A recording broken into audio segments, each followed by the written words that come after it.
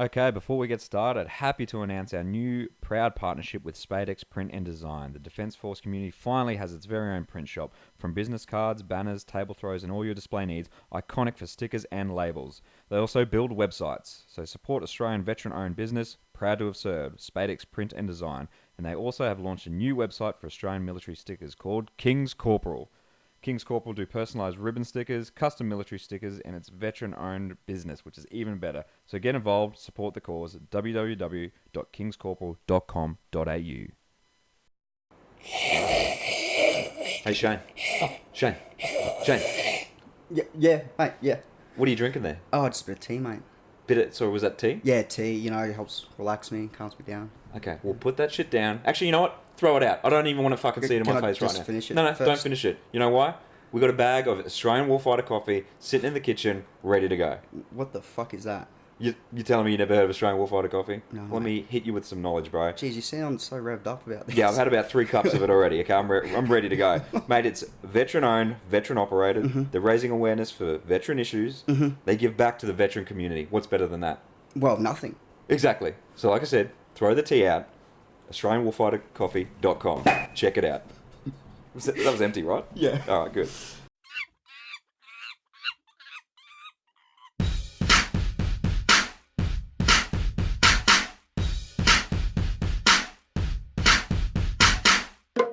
Welcome back to the Maladjusted Monkeys podcast. I'm Tommy Archer, joined always by my favourite co-host. Somehow he keeps getting a jersey for this. It's Mr. Shane Clump. G'day, Tommy. G'day, mate. And today we've got a very special guest. It's Mike Handley from the Redsix App. Hey guys, how you going? Good, mate. How are you? Yeah, good guys. I'm glad I finally made the effort to get up here and say g'day. You're a hard man to get hold of. You and me have been talking for a little while now, and just schedules never, line up. But thanks for making the drive, Mate, it's a pleasure. I'm just like I apologise in advance. I am busy, and being a family man too. I really try and put some time back into my kids because I'm so busy and like for me, sometimes, my work is 24/7. I've got people calling me all hours of the night in need. So, I can't burn the candle at both ends. I do have to take some time out to myself, which I still don't. And I get in trouble at home with my wife. But look, guys, I'm just glad I finally got up here. Yeah, mate. Well, No, appreciate it. Yep. And obviously, we want to talk about the Redsix App. It's doing great things for mental health in the Nice shirts, by the way, guys. We're just found these through the line, Redsix shirts lying around. Before we get into the app, can you just tell us a bit about your history with the military and everything that led up to the Redsix App? Oh, yeah. How long we got? Mate, All day. All day. I start work at 10, so... All right, so I'll start. Look, I was a young bloke. I grew up in the western suburbs of Sydney. Penrith was my hometown. Parents separated when I was 13, and pretty much from then on, my group of friends were all pretty much come from single homes. So we all looked after each other. We had a little brotherhood. We're actually all into break dancing and graffiti. And Oh my God, yes. Yeah. and the guys I hung around were quite good. They actually used to go to all the blue light discos because we were all still under 18 at that stage. Didn't drink, didn't smoke. It was all about breakdancing. We might have to get you to show us some moves after the podcast. Yeah. I'm 48. I don't do any moves unless I'm drunk in my wife's room.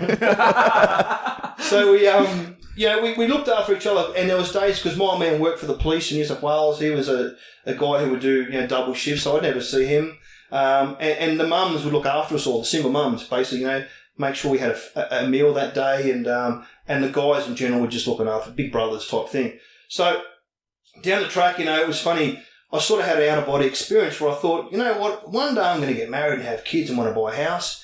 How am I going to do that if I'm just doing dead-end shit, break dancing and looking for the next opportunity? Because we used to just party up on the Gold Coast every 6 months and go back home again to Sydney and just do shit jobs with no future.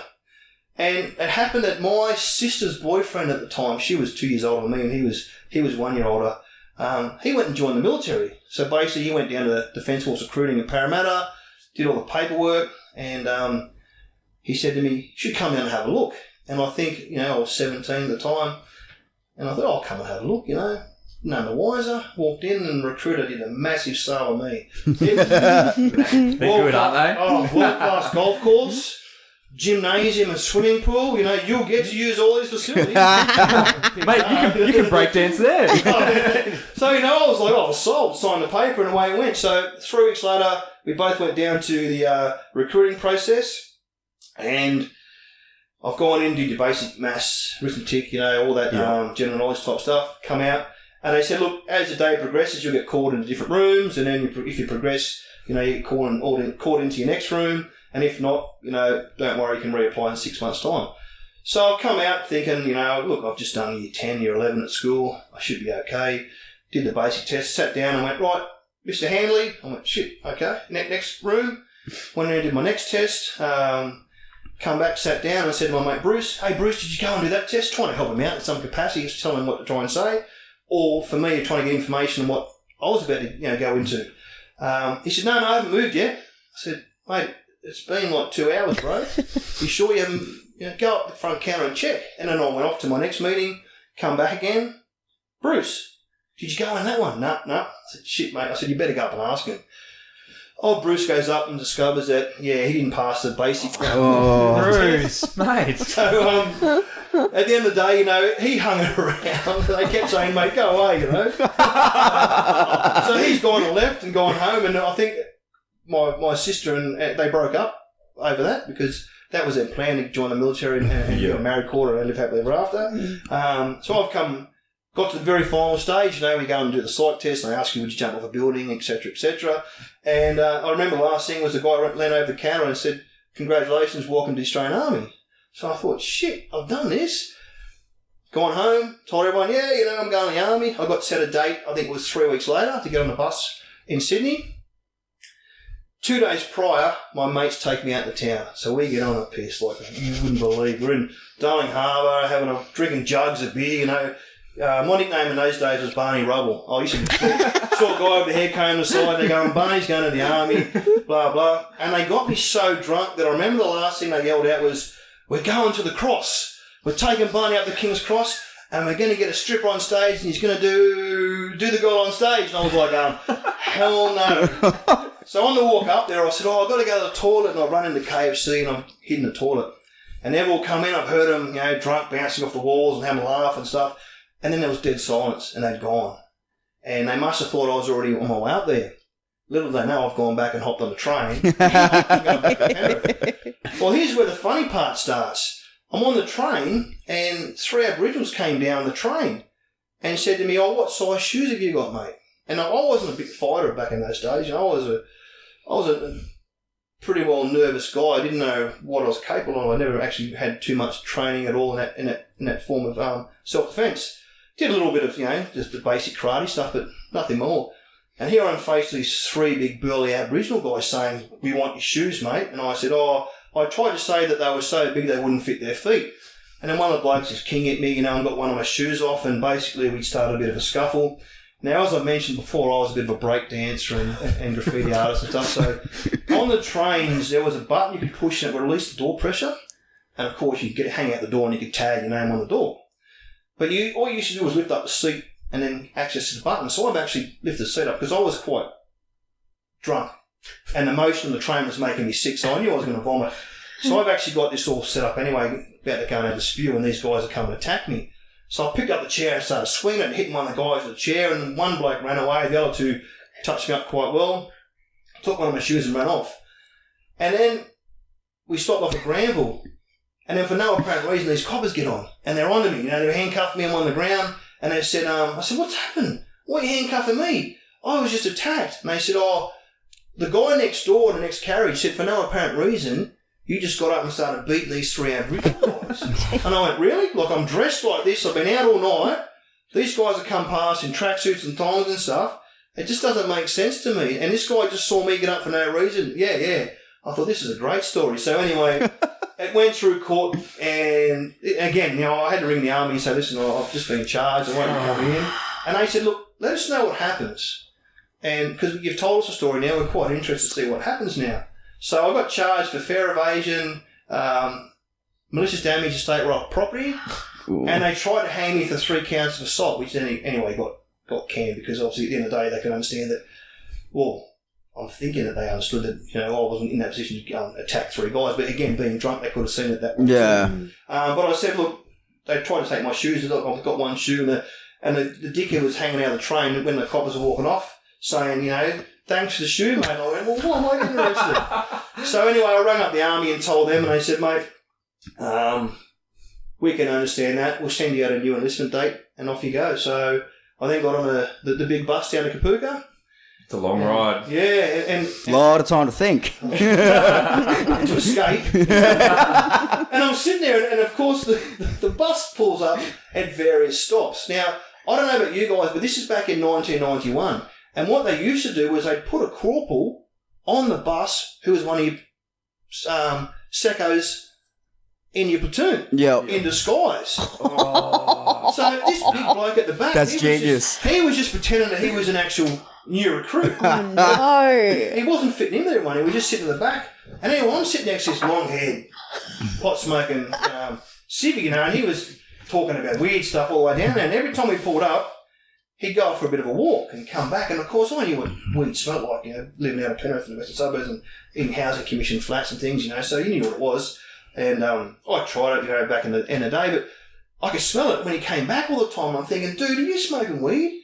And he showed me his ashtray. So he pulled out the ashtray from the bus handle, and there was his little bag of weed. And I'm like, dude, we're about to go in the army, man. Didn't you decide to put this before you went in? Anyway, we got to the very gate at Kapuka, and that's when the MPs come on and say, you haven't got anything to declare, knives, weapons, drugs, and nothing will be said. But if you cross the line, it's a whole new world for you. And no one was speaking up. And I'm looking at this dude like, I'm actually looking at this guy. Chance, man. Didn't say a thing. And as the bus moved forward, old mate behind us, who was the corporal, stop the bus.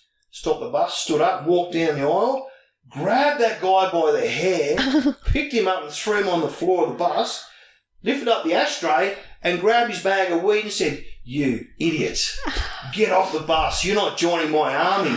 And I tell you, we're all shit scared. Fucking oath. You know, we were like, holy hell. And we had no idea this dude was a corporal. Fuck, that's a different time where, like, laying hands on a recruit, whereas recruit, now I'm going to touch you to adjust your webbing. That's what it's like now, isn't it? They were telling me, I think it's gone again, but they had a card to pull up. That's what I've heard. Is that true? Shane, you would know. I try to find out. I don't know how true that is. I'm not 100% sure. Someone listening or watching knows.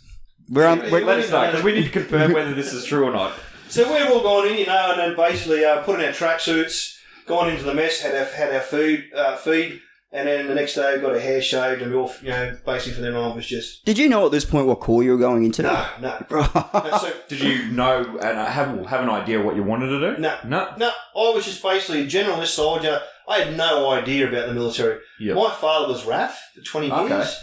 UK, so he came over from England, Yorkshire, and then basically in Australia he was part of the RAAF here, and then he got on with the police afterwards. He's a radio telephonographer, so he was on the communications. Oh, wow. And I wasn't really, at 13, you know, I hadn't picked up too much on what his history was. We'd never celebrated Anzac Day at my house. When Mum and Dad separated, you know, no, I didn't even know he was in the military at all until I actually joined, and he said to me in passing, "Oh, son, I'm so proud, you know, you're another generation who's joined the forces." Yeah. And I was like, "Really?" He said, "Yeah, his dad was in, and it went on and all the way down the track." And I went, "Oh, okay," you know, and that was it for me, you know. So I became extremely green, and we'd gone on there was your bombardiers, you know.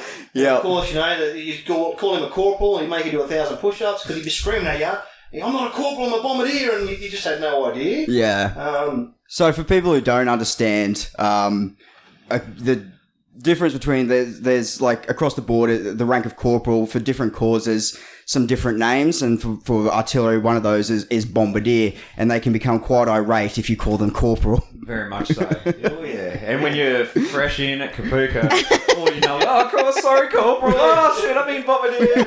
Yeah, you were so nervous, you didn't know what to do. Yeah. And, you know, look, we had a couple of infantry corporals there. There was a transport corporal and 2 bombardiers. And basically, on the list of jobs that you were available, there was 40 for RAR. Yeah. There was 2 for transport, There was one for engineers, one for survey corps, and I think that was about it. I think we were the only one of those platoons that was just going to fill the gap with infantry. And now I'm a big boy. I was a 6'4", 110 kilo when I went in the army. So I was no marathon runner. And I remember doing that pre-enlistment training for one day. I said, run around, and I ran around the block. I thought, Jesus, running. It's got to be something easier than running. Yeah, just for the birds. Yeah. Is there going to be much of this on the course? Yeah, that's right. So the transport corporal pulled me up and he goes, mate, he said, what do you want to do? And I said, anything but running. And he goes, I can understand that. He said, you're a big lad. He said, you should look at transport as a job. And I said, mate, I don't even have a driver's license. How the hell am I going to drive vehicles, And then I said, there's only 2 jobs there. And I said, mate, I'm not the sharpest tool in the shed. He said, mate, just put an effort in and see how you go. Anyway, cut a long story short, I ended up getting transport. So I was quite happy, It meant I could drive instead of running everywhere. Mm-hmm. But the funny part of it is all my jobs was supporting the transport. I supported 1 hour. Actually went to Somalia with them. Supported 2-4 back in the day. And then 3 hour, Kangaroo 92. I was with them anyway. Yeah. And a lot of the times, because we were a non-combat unit, even though we trained field force up in Townsville, we were always frowned upon. Yeah. And you're a pogue, you can't. Yeah. You don't carry a pack. It's like you drive with your pack and everything. It's like, well, mate, I understand that totally, And I'm not going to say that I'm a combat truckie, like some. I said, mate, I'm a transport guy. I just did this. And of course, when Somalia came up in 1993, they chose 18 guys from our unit to go over there and support the battalion, and we were getting ready to go on leave. And I just gone to Def Credit, because they still got Def Credit, the credit union on base. Yeah. And they give you money for anything. Like, you walk in and go, I need 10 grand, they go, just sign here, sir. Here's your money. This is back in like 93. This was incredible. And I said, you know what, I'm going to go to Airlie Beach with a mate, and we're going to get drunk, and we're just going to root our way around the Airlie Beach. Well, we actually have a budget calculator for that. How much do you need to get? I need a car. I'm going to get a car. So I was buying this smoke, with just a topless smoke, to drive down and cruise down there and have a ball. And we went out that night before. We just started our stand down. So we've gone on a piss to celebrate that it's our first day on leave. And I'm lying in bed the next morning, and I hear this. And I'm thinking it's my mate saying, come on, let's go and buy the car, let's get and run. I'm thinking, Scano, I'm still pissed from last night, mate. Just come back later.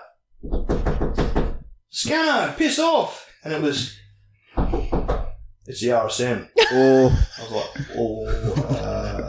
yeah, good on you, Scano. Clear for Scano, right? Robert Handley, open the fucking door. Well, he was a CSM, SSM in our unit. And I've opened up the door, and there he was. Just, what are you doing, you clown? I said, oh, sir, we had a few beers last night, Ron. I went, I don't want to leave. Can't I just tell you to piss off, Handley? He goes, you can never tell me to piss off, Handley, He said, get down to the unit. He said, the 2IC wants to speak to you. And I thought, I'm trying to ring Scanlon and find out what the hell did we do last night. I've got the SSM on my door, man. I'm in the trouble big time. And I'm thinking, what have I done? And I rocked in, and they said, look, 1 hour has requested 2 drivers to be deployed to Somalia with them. Now, we've gone through everyone possible in the unit, and basically there's only 2 guys that we can actually think that could handle themselves in that environment, in combat, is you and another mate, Pete Masters. And now, Pete was a Maverick and Goose. Yeah, Pete was a big bloke, and everyone feared him in the unit. And the funny story between me and Pete was, when I enlisted and got up there, one of the other blokes started a rumour that I was sleeping with Pete's girlfriend at the time. I didn't even know Pete. Didn't even know his girlfriend. And just through someone's drumming up some drama, because every Wednesday we went to this thing called the Bullpen. That's where you had to show up and have some beers with the whole unit. And I'm like, rumour got back to me saying, oh, Pete's going to kill you when you get to this book. And I'm like, what for? Oh, for sleeping with his girlfriend. I said, what? I said, I haven't even been out in town, man. I haven't done a thing. And they said, oh, yeah, you're in trouble. I feel like you're always in trouble and you're always unaware of what's going on. Oh, we never told you before, but it's different. Things just don't turn out well for me.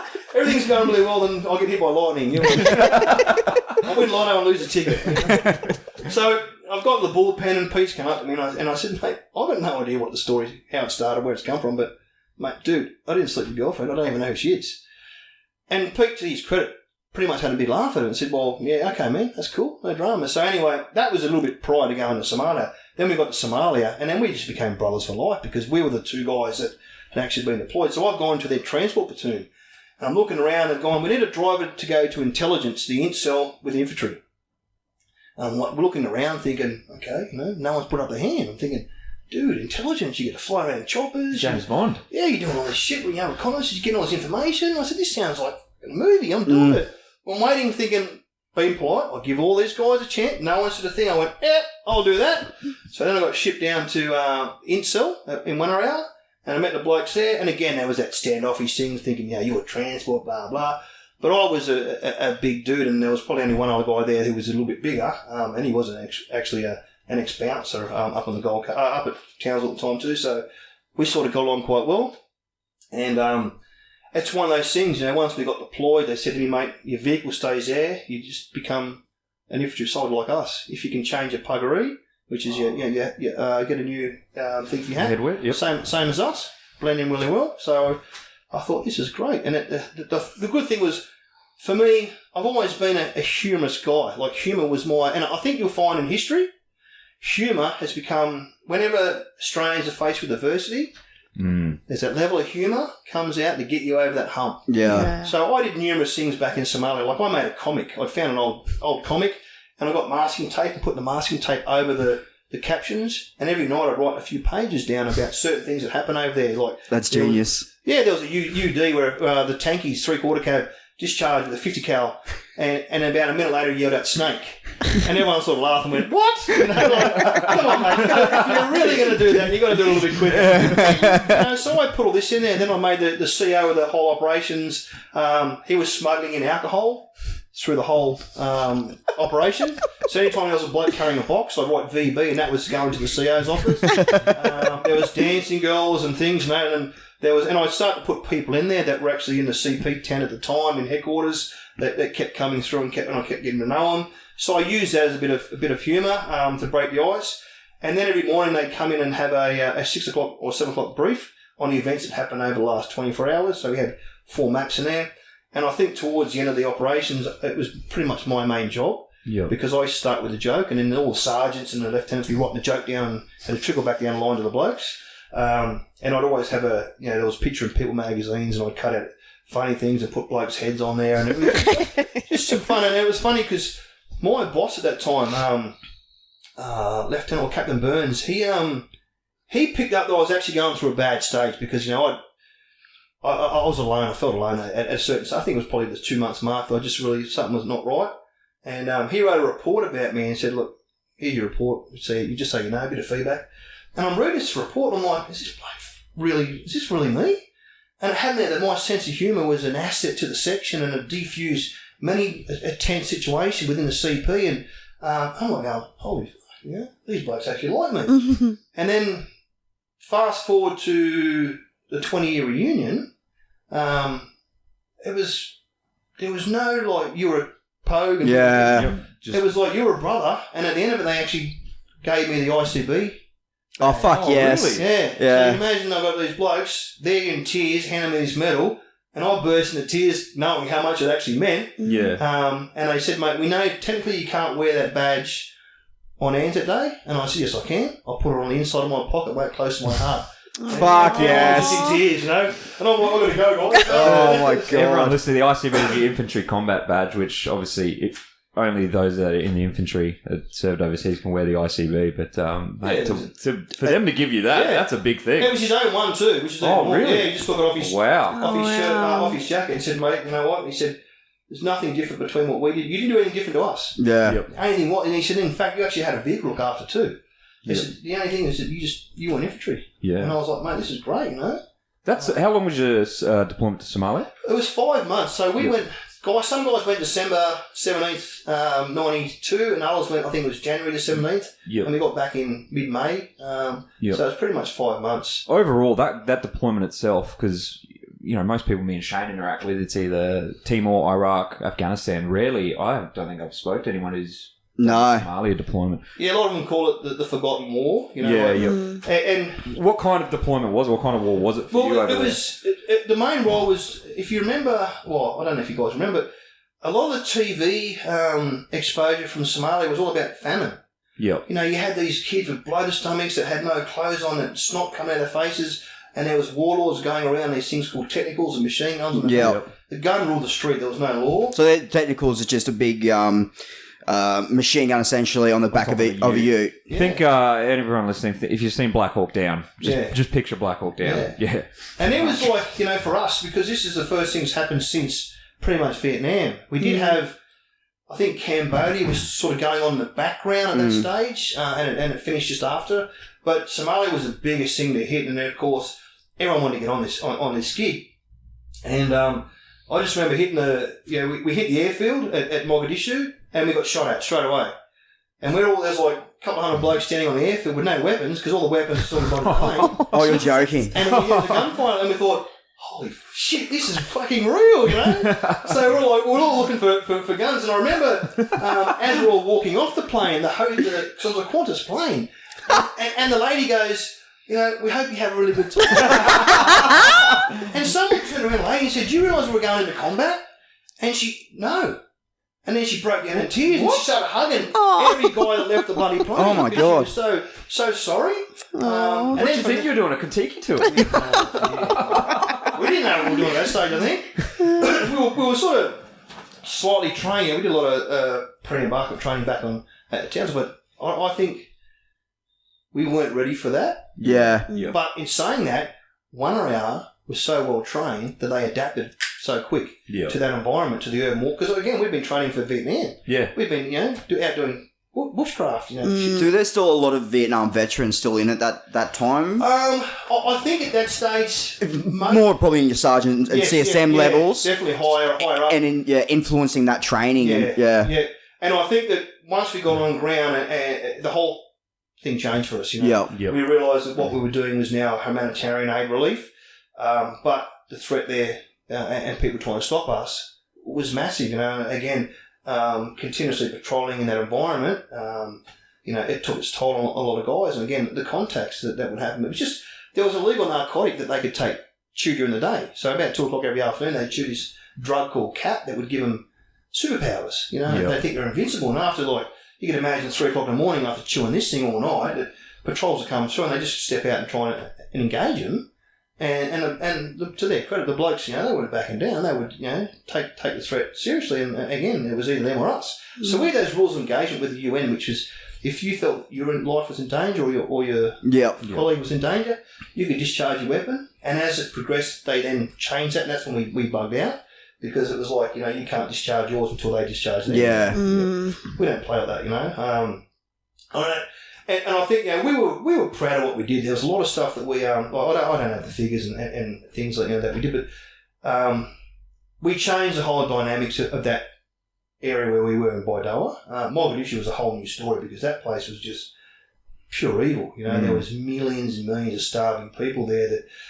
And thugs that just, you know, I remember going through in a 5 or 6 vehicle convoy, and they were like ants just attacking us. And thinking, you know, you're trying to get out there, and they're trying to rip you out of the vehicle. And like, you know, a couple of years later, when Black Hawk Down came out, you saw that originally they had some bodies that they hung up on bridges over there that from the Americans that they captured. Yep. So, you know, we were lucky that we weren't exposed to that, but they were that prepared to drag us out of it. I remember, like, I had a camera that just taken, and I had about 20 hands trying to pull me and drag me. And of course, without webbing, it was quite easy to drag you out there, and you had to pretty much beat your way to stay in the car and accelerate. And you know, there's a lot of bodies in front of you that you're just trying to bounce off.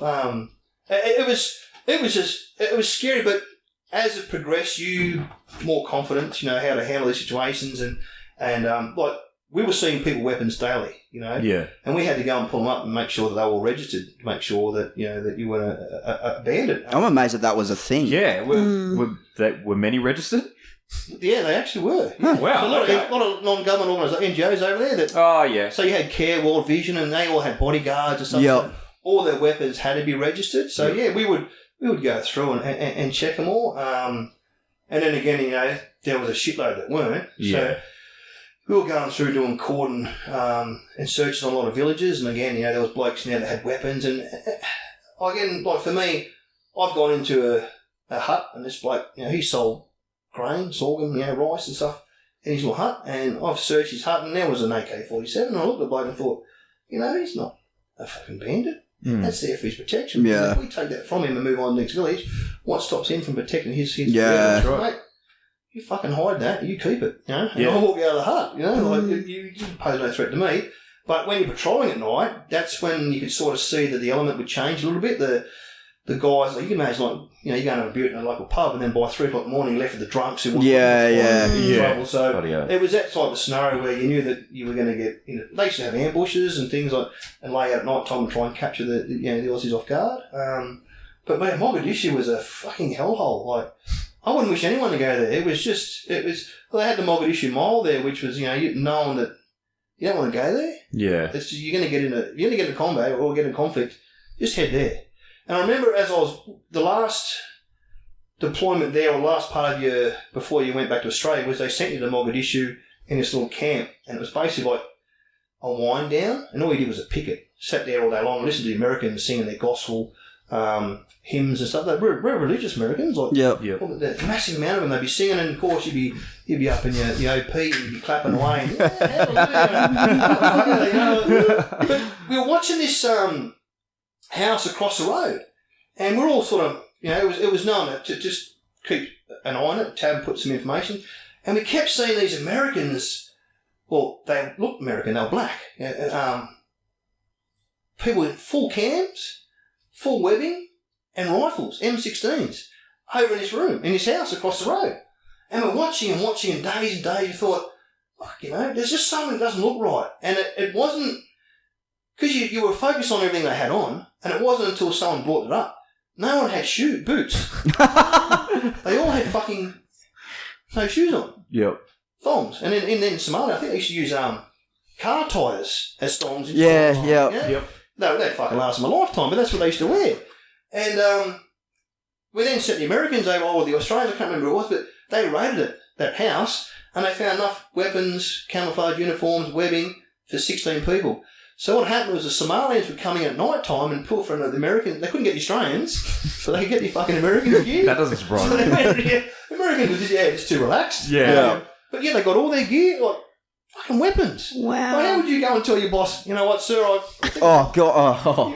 we actually Let alone 16 of them. Yeah. I'll just write another weapon off you, all right, mate? Fuck. So, that was, for me, it was great because there's blokes that I will respect for the rest of my life, The stuff that we done there, we had some great times, some funny stories, just some general stupid things that you did in the military.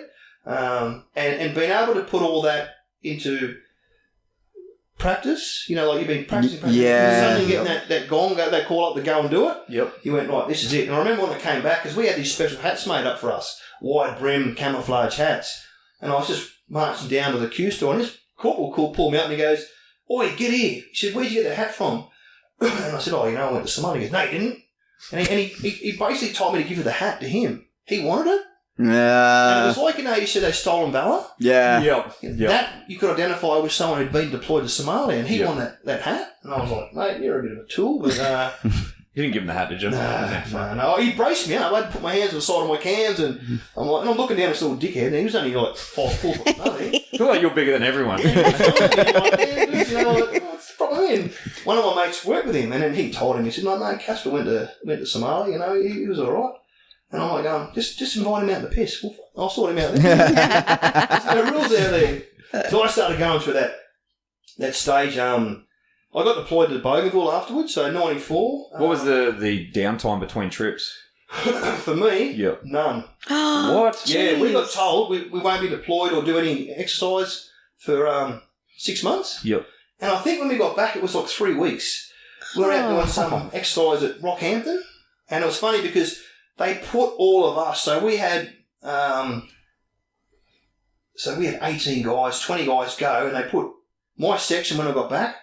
Every one of them was a Somali veteran. Yeah. So it was just us. There was 9 of us. We were like the dirty dozen. We wouldn't take shit from anyone. We pretty much had the green light. It was okay. We were fine. And I remember we're out this thing digging pits, and this lieutenant comes through with this radio antenna, and he was putting in the pitch, and he had it marked off how high, how deep the pitch would be, and he kept coming back at like 2 a.m. going, that's not deep enough. So he cracked these silent sticks and threw them in the pit and said, keep digging until that's that height. And we look at this guy thinking, dude, we're all fucking veterans, man. Who the fuck are you? And he's like a brand new lieutenant. Just wanted to make a name for himself. And we're going, you're going about the wrong way. So one of our mates, Max Smart, he got naked, broke the silent sticks and poured them all over his body and started running around the area. So, and just waving his dick around the thing. And I remember the orders the next morning were, can you stop throwing the solemn on the kangaroos because like, the kangaroo was spotted around here. And I'm going, Max's dick wasn't that big. But that was like, we were just a band of misfits. We didn't listen to authority or anything, back then. So you wouldn't have had time, obviously there's a 3-week turnaround, after a trip to realise that, you feel a little bit different. No. You would just go. Yeah. And I remember when I got back from that exercise, I just started to feel worn out. Like really, I had a hole in my stomach that I couldn't breathe properly, and I just felt like the will to even get up and just function was really draining for me. It was weird. It was just, I went and spoke to my sergeant and said, Sarge, look, I don't feel right. No, and I can't tell you what it is. Because this is 93. Yeah, you wouldn't have had no PTSD. Yeah. No one talks about depression, mental illness, nothing like that, And I'm saying there's just, things aren't lining up. I'm not, that spark's gone. There's just something not there. And he sent me to the doctors, and the doctor he mentioned a few things, but again, there was no real PTSD. We can identify it as that. Or maybe you're just worn out, we'll give you a 4-week holiday.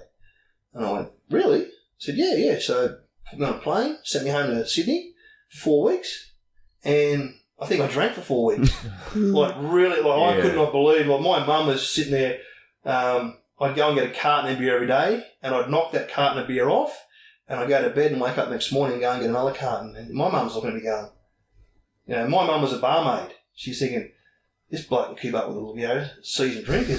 Something not right with this bloke. And I think I just sort of pushed it to the side and thought that's just part of life. Move on. So then went back in, went after the month, come back and, all smiles and stuff, and just kept pushing through. And it's one of those things that with the military that, you're institutionalised, you push through. Every time you got a test, like I had compartment syndrome where my legs, they would swell up so much, the calf muscle. Yeah, that's what I've got. Yeah. I had 40 centimetre scars on both legs. Oh, you actually got the surgery to release it? Did nothing. Yeah, oh, really? It's so 50-50 if it's even going to work, or potentially make it fucking worse. Yeah, so I would, and again, you didn't want to go and do remedial PT because fuck no. You went on for 3 months or 6 months, and just made you continually run. It's like, nah. So you just pushed on. So whenever you had an injury or an illness, you didn't give a shit. You didn't want to let the team down. Yeah, because that was the whole ethos of the military, the brotherhood, the sisterhood. You would do, and you would walk in front of oncoming fire to ensure your mate was safe, and that's one of those things that civilians do not understand. I would have given my life to save my mate Pete Masters, no matter what. And if I had died to do that, as long as he lived, I would have been happy. I think partners don't get that either, because it's hard to understand. Well, I do that now for my wife. And my kids. Whenever we go somewhere, and I'm always telling my kids, my goal is to make sure you live. And the thing with me is I'm so bloody brutally honest that sometimes it can become scary. Since I left the military, I've been in security, I've been a bodyguard, I've been an armed guard, and I've been trained by some really good people, and I've been fortunate enough to learn a lot of stories and been told about, days of the King's Cross in the 70s with the coppers, and just some great stories that would horrify people in general. So now I'm a father, and I've got an 11-year-old and a 4-year-old daughter, knowing all this, that there are an element out there of bad people that I just want to protect them. So sometimes I'm just so, I guess, in their face about stuff that I can see my wife looking at me going, don't say that, honey. Can you put some butterflies and glitter? Yeah. I'd love to, honey, but she won't get the point. Yeah. The real world. No, and I live in that real world, And I've seen it, and we've all seen it, and you both guys have seen it too. You know, you've picked up dead bodies. You've been to car accidents. You've been to places where, you know, kids have been taken advantage of. There's been domestic violence. Like, you know, I spoke to a bloke, a police officer about, you know, Redsix, and I was saying, mate, look, just give me a rough idea of what your day was like yesterday. And he said to me, you know, like, first thing I went to a domestic violence situation where the husband was beating the wife up. The 9-year-old daughter was curled in the corner, screaming and crying. We arrested him. He got released the next day. Went back and beat them both up.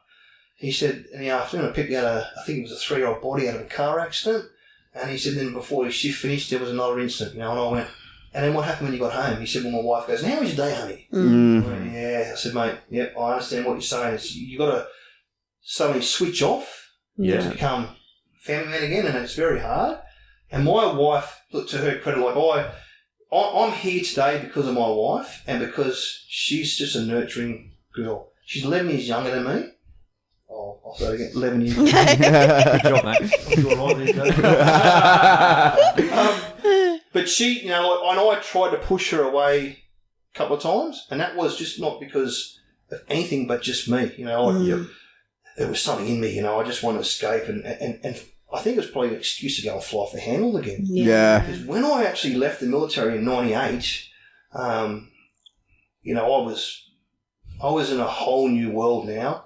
I was invincible. I'd been to combat, been to two overseas operations, and I was an angry man. Like, boy, was I angry. And at 6'4" and I was 130 kilo those days, I could think that I was invincible, you know, and I wasn't. Now, mate, there's 100 people that could drop me down, you know, in 100 metres, but I felt invincible. I used to go and sit down at the block in Redfern.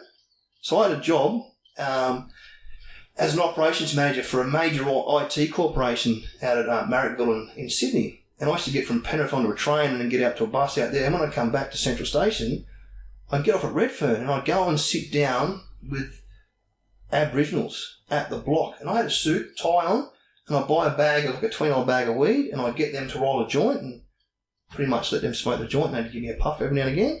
And I'd get the guys who come up to me, like the rough, tough dudes, going, who are you, man? What are you effing doing around here? You know, and I'm like going, just have a chat, mate, you know?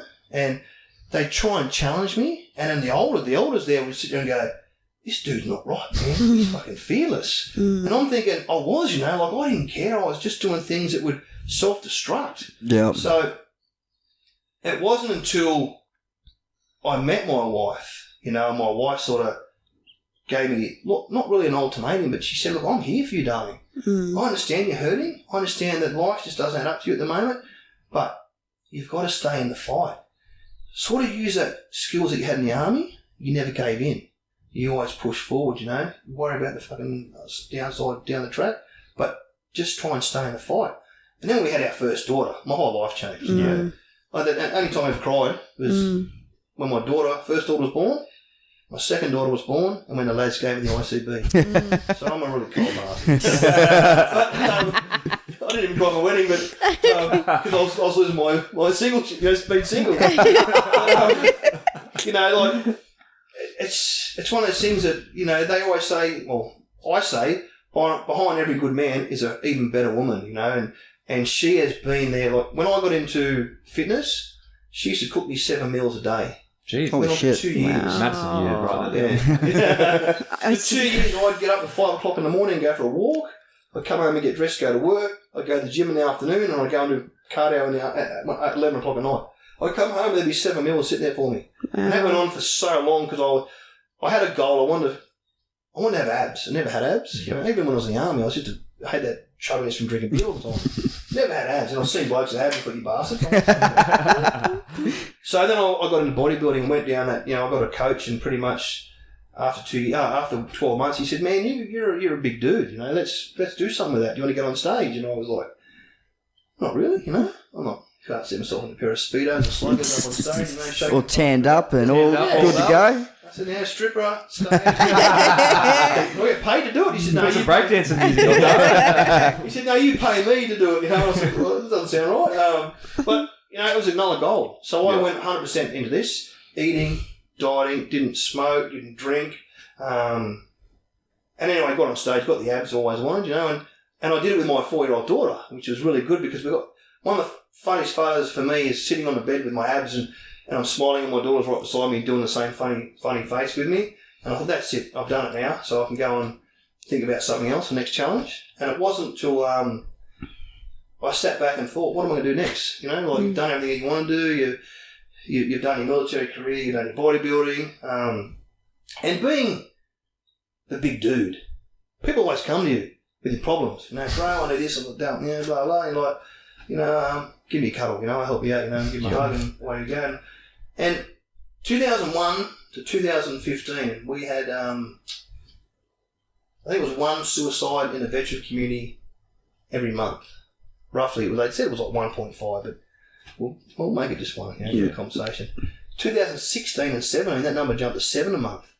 And I thought, hang on, there's all this support out there, what's going on?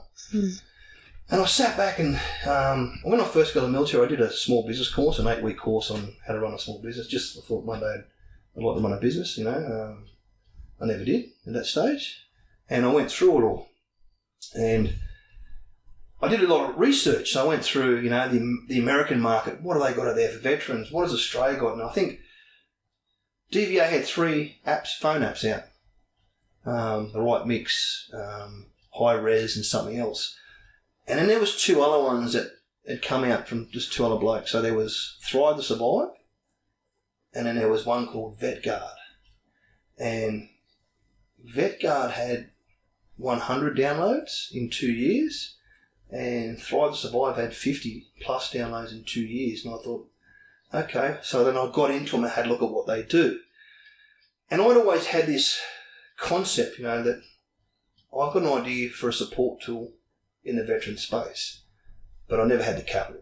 And when I was, one of my jobs back in Sydney was as a sales manager for a print company, and the boss's son was quite intelligent. He was he worked with the big banks and he had all these connections, and he was very, very switched on. And I come up with a couple of ideas for apps with him, and he'd see if they were viable. So one of the first ones I come up with was it was called Just Lost It, and it was if you'd lost your wallet, you had a button on your phone which could freeze your account straight away. Gee, that's handy. Something simple because we've all done it. Yeah. Then you got to ring the banks and And with tap and go these days, you can still lose $100 at each shop. And, if you're like most of us and struggling to make the ends meet, $100 here or there, or $200-300. it's everything. Yeah, you've got to try and budget for the next fortnight next week to get your money. I think some of the jobs I had was monthly pay too, so it was a real pain in the ass. And anyway, he went back to Westpac and did all this. Checks and balances and pretty much come back and said, oh, no, it's not viable. And I said, but I think that if you lost your wallet and just been able to freeze your account, now if you did find your wallet again or someone found it to you, you could put a PIN number in and open it again. That way you still use your card. Yeah. Now, it all made sense to me. Now, he said, no. 6 months later, I'm watching a pop-up ad on the internet. Westpac had released it. I thought, you bastard. So one of the first things I learned in business was keep your mouth shut. Yeah. Because those things are worth millions of dollars to people, and we've all heard the stories. Like one of the stories I heard about, there was a game called Colour Switch, which was just a bouncing ball, and it had like 10 million downloads in a couple of months, and the lady sold it to a company that for millions, like $20 million. I mean, I thought, far out, like there's money in apps. So I presented that app to him and his dad was an ex-South African Army guy. He'd been in Australia, British guy, been in Australia for 40 odd years, and was getting to this stage of retirement. And he always wanted to do something for veterans. And I said, mate, look, here's a great concept, but they couldn't see it. Yeah. And I think for them, because he had no military like combat experience or being deployed and being disengaged from his military brothers and sisters, he didn't have that relationship that I had. Now, I had guys from 1 hour, I had guys from 2 4-hour and guys from 3 hour that, to this day I'm still really close with. And plus the transport, guys I was with too. So I had a lot of different mates. And when I left the army, I remember I went to a 40th birthday party. And I'd been the first guy to be diagnosed with PTSD out of this group of blokes. There was 10 of us, I think, from the party. What year were you diagnosed? 2005. Okay. Yeah. So I went through, 94, 95, 96, 97, blah, blah, lost, angry, going through jobs, just trying to work out what's going on here, and that's just me. I'm cranky. I'll just put up with it, and people just have to realise that I'm a bugger, So I remember going to this 40th birthday party. This was probably, what are we now? 8 years ago. And at that stage, my group of friends, I did a post on Facebook to say, guys, there was a photo of me in one of my darkest days and one of me at that stage and saying, look, just let everyone know that, officially let everyone know that I've been diagnosed with PTSD, depression, anxiety, and alcohol dependency due to, being deployed. I said, I'm not making excuses for who I am, but I'm just letting you know this is me and I'm coming out. And I think the support I got was incredible, which was really good because when you look at it these days, people are so afraid to come out and say, I've got a problem, like they are. It's like, well, I'm 6'4" and 130 kilo. I've got a problem. And I'm not going to make excuses for it. I don't like people. Yeah. I hide away from people. I have so many bad days that I can't remember sometimes when I've had a good day. Yeah. But I've got little things in place and I've got this little thing in my voice in my head. And I learned this from a lot of people who are very prominent in this space. Your Bram Connollys, your Paul Cales, your Reece Stewarts, your Robert Mills, just mates that have always been there and always just give you a little bit of push, some guidance. I'm in control. And when I let it control me, I have a bad day. And every day I wake up in the morning and I get two choices. One, do I lie in bed and complain? Or two, do I get out of bed and make an effort? Now that effort can be as small as fucking just having a shower. That's exactly what we said Yeah. our last episode. Yeah, I think that's what you said. Have a shower. Yeah. Like one goal. If you can achieve one little goal. Yeah. Yep. And that's what, now that I'm so prominent in this space and I've seen so many, like, as we said before, nearly 5,000 ex-service organisations in this space all supposed to be doing something for veterans. Mate, I don't know more than 20 that actually do anything good or positive, which spins me out. But I do see, like Swiss 8. I love that concept, And for me personally, it's because of fitness. Yeah. I've seen it change me from who I was. So for people who don't know what it is, can you just Swiss 8? Yeah. Swiss 8, yeah. Well, Swiss 8's got the 8 pillars of mental illness support type. So there's like yoga, there's breathing, there's exercise, just things that you can log in each day. Now, I'm not I haven't looked too much into Swiss 8. Yeah.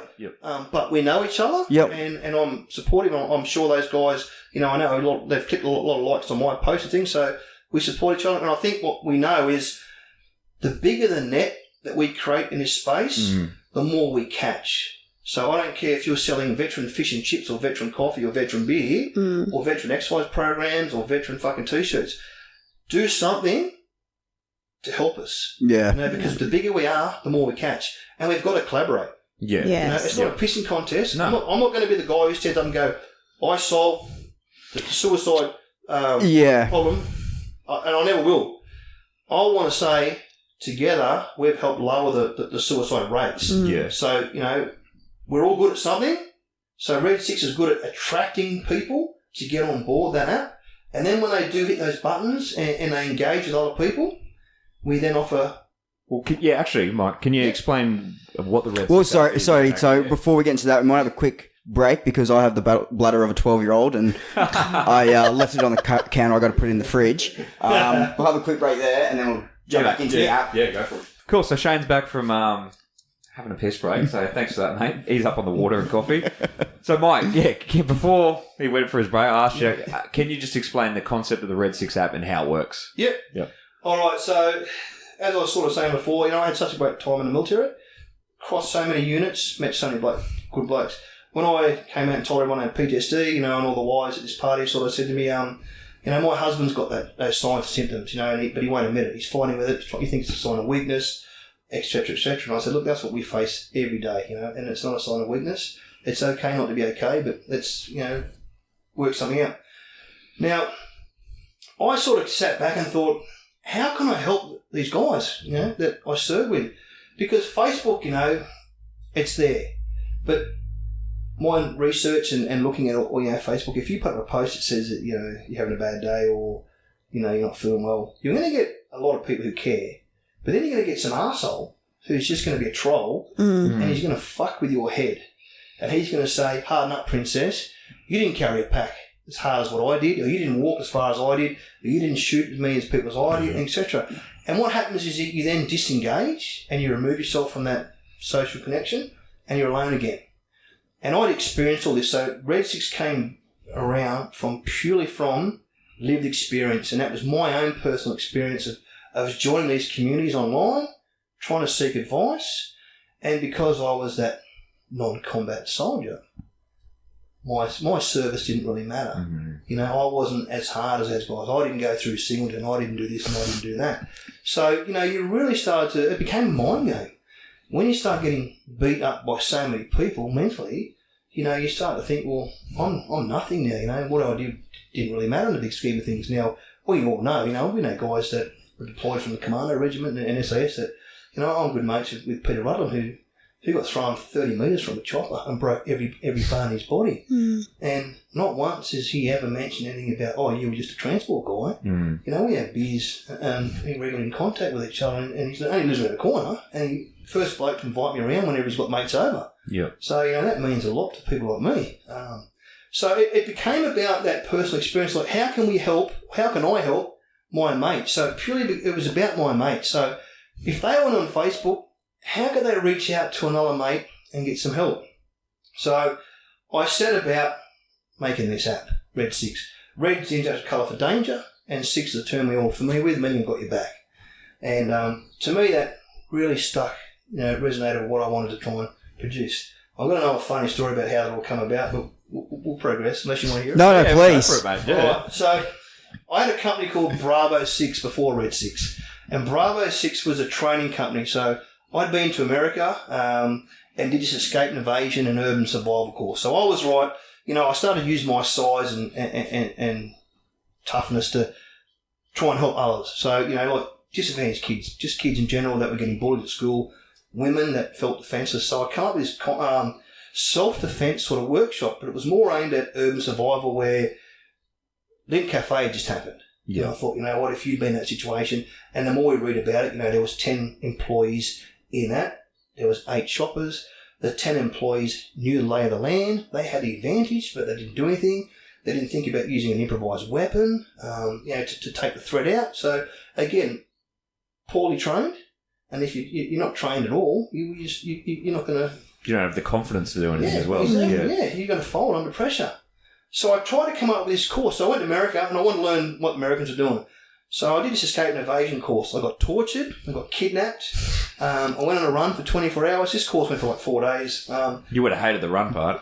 It was power walking, you know. I was just evading the kidnappers. There was no running at all. So you had to blend in, become the Mr. Grey. So you actually went out the day before and you made a disguise.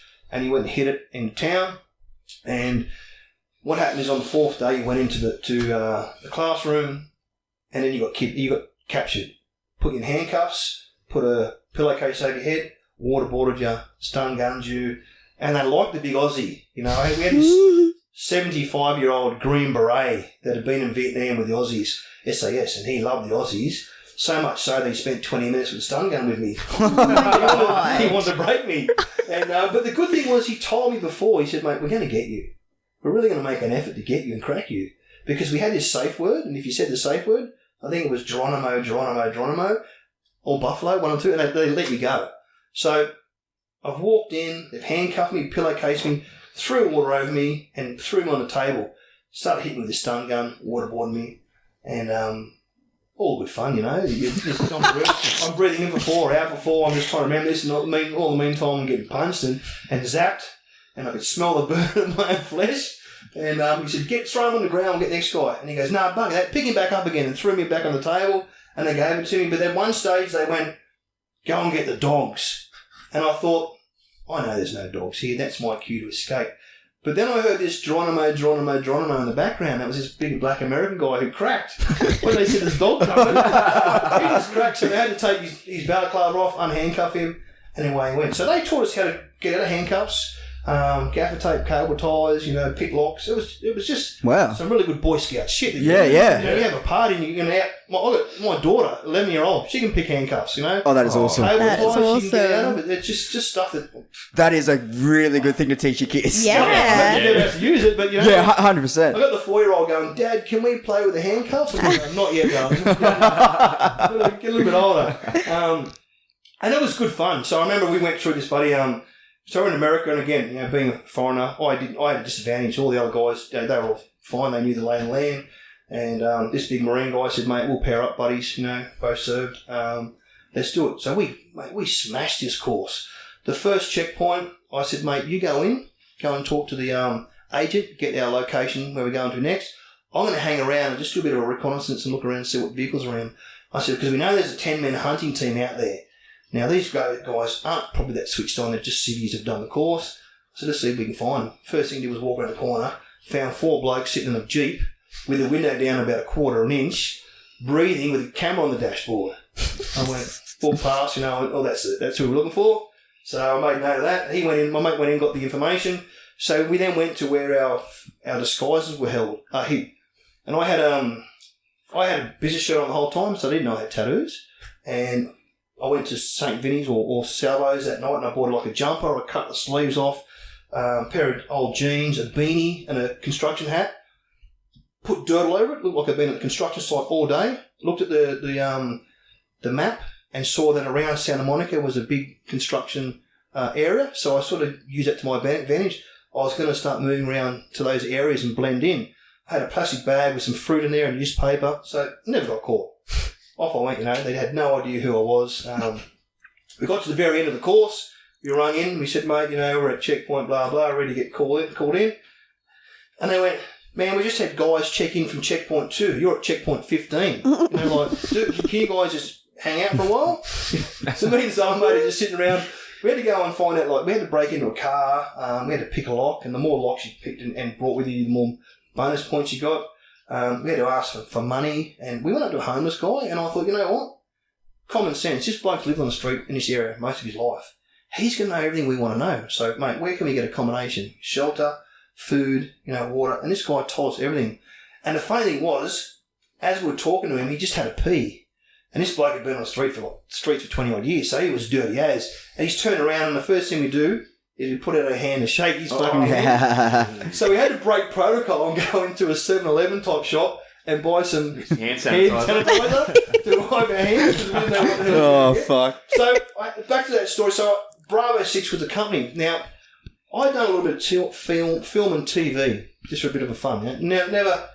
No aspirations to be an actor, just purely a bit of fun. That's where Sean Barry and or Humphrey B. Barry, as I like to call him, and the extra specials come in. They're great bunch of blokes there. So I'd done a little bit of film and TV, and one of the things that happened was Paulie Fennick that had Fat Pizza. Yeah. So we linked up. I played a bad boy in one of his movies. I was a biker. So there's a movie out called Dumb Criminals, and it was Australian comedy, and I played the lead biker. So I walked into this audition and they looked at me and gone, because I'm in this room and there's all these 1%ers, facial tattoos, some scary dudes. I'm thinking, what am I doing here? I just got a couple of tats on my forearms and that, man, and I don't have that look. Yeah. And he said to me, mate, you've actually got the look that we're after, because these guys look like drongos, but you look like you could probably pull off what I want to do. Take your shirt off, mate, you've got tats on your back, your stomach, you'll be fine. So I ended up doing this movie with him. And he went, part of the movie was filmed in Las Vegas, and when he was over there, he saw a lot of urban survival workshops. So he approached me and said, you've been ex-military, you should look into this. So I did a bit of research, again, a bit of market research, seeing what was around. And it was more like how to get degrees on urban survival and stuff at uni and TAFE and things. Not really Not the practical. No, okay. hands-on stuff, about situational awareness and improvised weapons. So what's a degree going to do for you? yeah. That makes no sense. Well, you can point. I remember the officers point at the book and go, "It says here on page Yeah. you should do this." That all goes out the window. So I put together the workshop based on what I learned in America, and I told the guys in America, and they said, "Mate, can we come over and help you do it?" And I said, "Oh, we'll put it together and see what happens."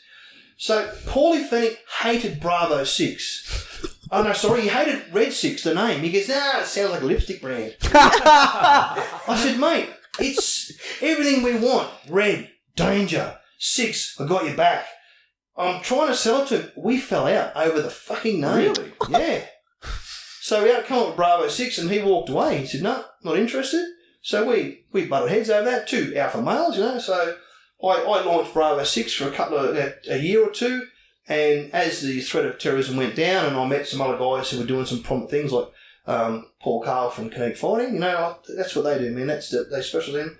Let them do it. I'll focus on the Redsix aspect of what I wanted to always do. So the Redsix story, it came about through, as I said, personal experience. Yep. Not knowing what was out there, and wanting to help. So one of the biggest things I found in this veteran space was that trying to work out what was available to me as in support was so hard.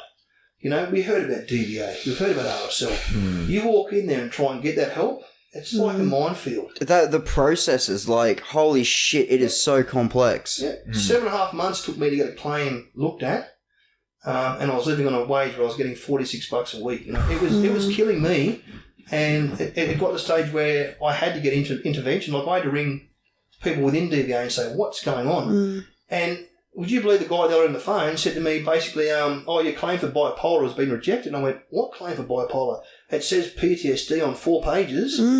Where did bipolar? And after a 10-minute silence, he confessed that, he's pushed the wrong button. So then I got sent out the form saying your claim for PTSD has been rejected. And I said, did you even look at the form? I said, and that's just one of many stories. Yeah. And I had to suck it up, because what do? If I become angry and abuse the system, I get nowhere. So, to DVA's credit, it was fixed within 24 hours. Yeah. But it was 7.5 months of, just draining me. So I sat down and I went through what was out there. And as I said before, I looked at all the apps and things and I looked at how many downloads and I was wondering why is there only like 50 and 100 downloads in some of these apps? What's going on? I thought maybe it's just too complicated or maybe a lot of this stuff isn't geared towards the post-Vietnam era. Because this is my target market. The guys who came Vietnam and before, they're fine. Like, not as in... No. But... They've got their medication sorted. They've got their support sorted. A lot of them, let's say, for the benefit of the conversation, most of them have. They've been dealing with this shit for, 50-odd years. There's processes in place for them on an individual level. The guys that have come back from, let's say, East Timor, or Somalia, because it's my era, Somalia, East Timor... there's Cambodia, there's Rwanda, who is a massive one too. Jesus Christ, Rwanda. And then you've got Afghanistan, Iraq. So there's a lot of these guys who now come back from Afghanistan that have not even had the chance to even experience what PTSD is yet. They've got it, they're just not aware of it yet. Yeah. And 5 or 10 years down the track is when it hits them. They're the ones that are going to be looking for what I was looking for 20 odd years ago. Some support, some help. And if you don't start the process now, 10, 20 years down the track, it becomes a fucking nightmare to try and go through this stuff.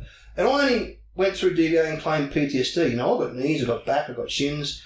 I went, bugger that, man. Just give me the PTSD and I'll be happy, I'm not going to sit there and milk the system. I just want to be looked after for that PTSD and I'm fine.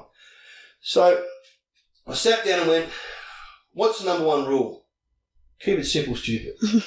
When I'm depressed, when I'm cranky, and I'm isolating myself, I don't want to Google exercises for mental illness or for depression or for PTSD. I don't want to drink myself stupid and forget about everything because tomorrow they're still going to be there. And you're probably going to feel worse. Yeah, exactly. I don't want to take drugs, because that can lead to further problems.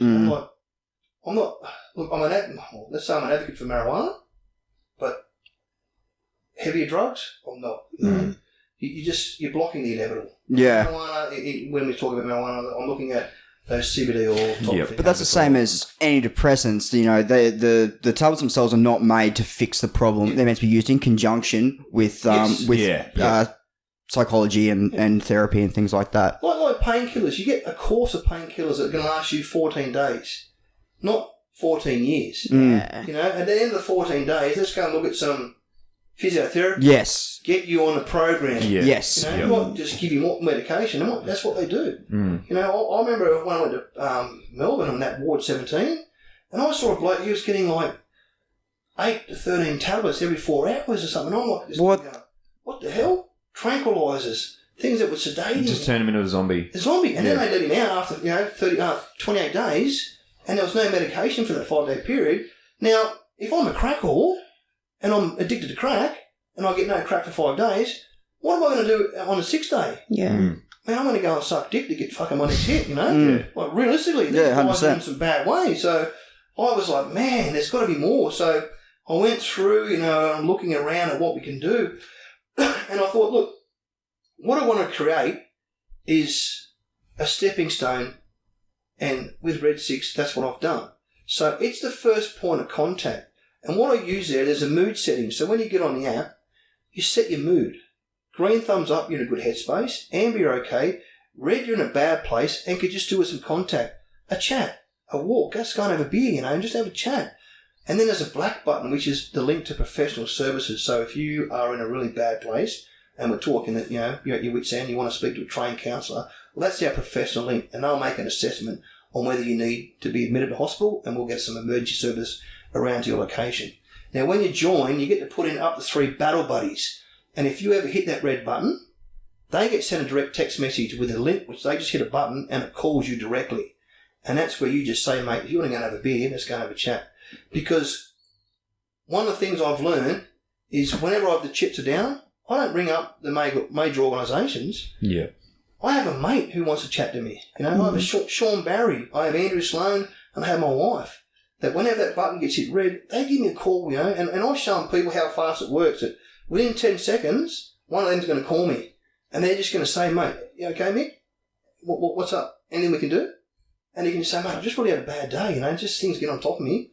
I could just do with a chat, mate. How about you come over and have a coffee? And then what do? We have a fucking good laugh. Yeah. That's You- perfect. Like we said before, how many organisations there are that supposedly helping veterans and mental health, but the process is too clunky and it takes too long. Whereas this, it's immediate access. Like if I'm going to have a bad day and I hit the red button, I know that Shane's going to immediately know something's wrong, and he'll hopefully ring me straight away, and we can have a good laugh. And that's going to make me feel better instantly, rather than trying to go through another organisation or do some course to make me feel better. And if you go to someone that you don't know, and you've got to tell them your whole story. Exactly. Yeah. It's like, man, I've done this fucking all my life, I've told people this on the phone, and at the end of the day, I've got Raj say to me, what do you want me to do? It's like, mate, just want you to listen to me sometimes, Yeah. Don't judge me, just say, you know what? And I've used it, and I've had friends use it, and I know that I've had people that have been in that worst case scenario, and thank Christ they hit the button because their battle buddies got them out of the shit.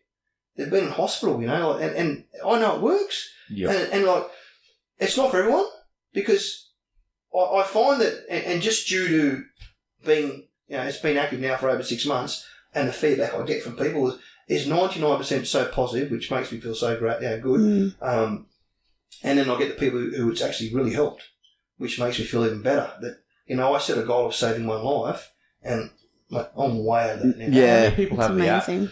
Do you know the exact number? 7,500 people have downloaded in the last 6 months. Wow. And do you know how many people have hit the red or black? Yeah, I've got all that data. Yeah. So you get to see all the success of it. So one of the components of the app for me was the back-end data. So when I built the app, this is what I wanted to know. I wanted to identify areas of veterans, larger veterans under stress. So whenever someone, and this is why when they join, I want their postcode. I don't want their email address so I can send them spam. I just want their postcode and their phone number, because the phone number is the Battle Buddy connection. We've got to send a message to you for help. I get blokes who don't put nothing in. Well, you're not getting in. You defeat the whole purpose. Put in a number, the local barmaid at the pub that you talk to every Friday night. Just put some number in, because you may not need the app, but you might be that link that stops someone from giving in or giving up just by being there. So if you get sent that alert, you're going to call your mate. You know him. It's not a stranger. Yeah. And 9 times out of 10, you're going to say, "What's up, you buffhead?" Straight away, he's going to break the ice and have a bit of a laugh, We've got that Are You OK Day once a year. Man, and everyone goes, "Are you okay?" And everyone says yes. What do they do if they say no? They've got no idea. And most people, when you ask them that, no one wants to be honest. Like, they'll go, "Are you okay?" And you go, yeah, I'm good. But in the inside, I may not be good, but you don't want anyone to know that, especially a stranger, Yeah, and when you're at home alone, Yeah. You know, you get that confidence to actually talk and open up a little bit. And if it's a mate that comes around, Christ, you know, All the better. He knows you. Yeah. He can pick up on these signs, you know. Shit, Mike's not okay. I know, you know, like there's something not right. I'm not going to leave the house until I know, you know. Yeah. Is Mike at risk of self-harm? I'll make the call, you know, right now. I think Mike, you know, he's not right. Let's do something. And then by me being there and calling the police and getting the police and the ambos around and taking him to hospital and coming with him for that journey and saying to the guy, mate, you're not alone, I'm here with you, brother, you know. Yeah. It helps. Now, I've had complete strangers ring me, you know, at the middle of the night saying, mate, I just need some help. And through collaboration, you know, like Overwatch, another great organisation, you know, that even just last night I rang Karen and said, Karen, I've got a person in WA that could just do with a chat, you know. Can we use your chain? Of course. We'd love to help, Mike. Bang. 45 minutes later, the girl's been on the phone chatting away, you know. Helped her out. That's Go back to awesome. that collaboration you were Yes. saying earlier. Yeah. As I said, we're a stepping stone. We're making it with the net together with more organisations. We catch more guys. Now, as I said, I'm not there to solve the problems. I'm an option. You may not want to be on the app. Great. You may not want to walk into the mates and mates. You may not want to walk into DVA or RSL. Find what works for you, you know. And there's so many out there now that you're going to find something that works. Yeah. For me at the moment, I've grasped hold of technology and thought, you know what? How hard is it to push a button and let your mate know you're having a bad day? Yeah. If you go on Facebook and post it, you might get a few negative people who are going to attack you, but this is private. Yeah. And now on the app, you can hide your emotion, your mood setting. It doesn't have to show, but if you do hit that button, your three mates are still going to get that message. So that's fine, you know. You don't want to, you know, you're too proud. But it's funny because I got guys from Special Forces on the app, you know, happy to use it, happy to promote it. And then I got guys from Army Reserve who ring me and say, oh, I don't want all my details on there. I said, well, mate, get on the app and have a look because your details aren't shown to anyone. Your name and your unit is, mate. Nothing else. You know, like, there's nothing to be worried about. I know that people get worried about, you know, my stuff's out there. But here's the funny thing. I guarantee that those people who are having those queries and doubts about it, you go and have a look at their social media profile and it'll have every fucking thing about them. Yeah. And that's self-fucking posted. I'll show you pictures, like, if you're on Snapchat, it shows you your location. Yeah. Facebook, it's got your email address in there. You can go and find it, you know. Yeah. So it does my head in some days. I go, mate, come on, buddy. I could do give me 2 minutes. Yeah. And I'll give you that information anyway. Yeah, fucking you know, without even being on the app. I said, look, and then I get people that, I had some girl start a hate campaign, and she's told someone that, you know, people can just pull up your house and find your location by being on the app. And I went, are you even on the app? Yeah. Have a look. That's complete utter bullshit. So have a look at the app, and if you find anything like that worries you, you let me know, because I can guarantee you it's not on there. And someone who didn't like the app, who had trouble logging in, decided to put up a review on Apple or Google, and then went off their own little tangent. It's like, mate, so what? You know, and I take that as the lowest form of criticism. No, feedback. You know, like You know, like, okay. At the end of the day, you know, like, I don't like. It's people with nothing better to do. Yeah. They've got so I don't little. like Channel 7. I don't like Koshi. But I don't sit there every morning and watch it and then exactly. You don't just, Exactly. You don't just act like a troll and waste 10 minutes of your day writing. Move on, man. Yeah. Don't have that much hatred towards something. Like, and if you don't like something, just don't follow it. Exactly. You don't need to comment on Oh it. god, Yeah. Don't follow it. But that's what society's like now. Yeah. You know, the internet world, social media, it's like, you know what, I couldn't be bothered. If I don't like something, man, I just move on. Yeah. Like you said before, if this isn't for you, then there's something else Find that is something for that you. works. It took me Yeah. years to learn that lesson and to just not look at the shit that makes me upset, and I am so much happier now. Yeah. I mean, Yeah. sometimes Madison's watching things and I need to put my headphones on and make it a bit louder, but, you know, if you don't like it, just stay away from it. It's that simple. Don't follow. Like I've learned. Like I got a guy. I watch his stuff all the time. Tony Doherty. He owns a string of gyms in Melbourne. He's branched out to WA, but he runs the biggest fitness expo in Australia, and he's linked in with Arnold Schwarzenegger Worldwide Arnold Classic. Now Tony's got a great story. He used to sleep in his gym. He was always into bodybuilding. He wanted to own a gym. That was his passion. His goal was to own this gym. He bought it, had all this second-hand equipment in there. And he slept in the gym. He couldn't afford to sleep anywhere else. He couldn't afford food most days. But what he used to do was he'd wake up early every morning and he'd walk out, close the door, and go around the corner and buy a newspaper and like a pie or something. And he'd walk to work as if he was coming to work to open up the gym. Everyone, how you going, Tony? Blah, blah. He'd do his day's work, close the gym. And then when everyone was around, no one was there, he'd go to bed. Next morning, he'd wake up. So he started at the bottom. And I was watching this post he put up the other day, and it's exactly what we just spoke about. He said, these people, these trolls, he said, I don't follow people I don't like. And then wait for that one opportunity to attack them when I get and go, ha, I got you. It's like, mate, that energy, you can put them into something Exactly. positive. Yes. Yep. And they've got to do that. But I don't know, it's one of those things where I sit back some days and I try and analyse it and work out and try and make a reason behind it. Yeah. Why do people spend that much energy putting a bad review on someone? Now, if my computer goes off at home, or it crashes or it does something stupid, I don't then get onto Microsoft on their... Dear Bill Gates. Your rap sucks. You crashed on me when I was writing an email. Like, you just fucking reboot the thing the way you go. Yeah. Yeah. But you get them. Look, it's a learning curve, Yeah. And being so emotionally tied up in this app because it means so much to me in what it's doing, I used to take it personal. If someone put up a bad review, I couldn't download the app, it's shit.